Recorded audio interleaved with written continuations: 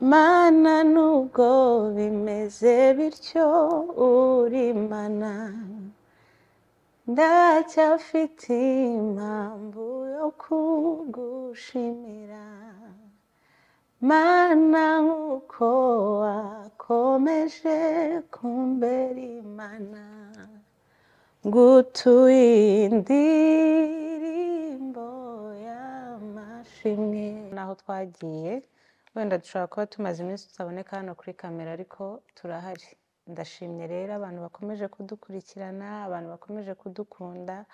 kuko ndabizi ko bahari kandi hari abagiye batwandikira ama message narayabonye yaba kuri Instagram kuri Facebook hari abo nagiye nsubiza hari abo ntarasubiza hari abo nzasubiza yaba bantumye kuri Bishop umuntu wari we wese wagize icyo ambwira narakibonye nubwo naba ntaragira icyo mbikora ariko narakibonye rero dukomeye tudafitanye ikibazo nk'uko wenda bamwe babiteke cyangwa ushobora gusanga hari na bamwe babyifuza simbizi ariko icyo mwifuza cyo gitsindwe mu izina rya Yesu Kristo mu nzu y'imbohe mu mibabaro uri mana mu magambo y'ibinyoma uri mana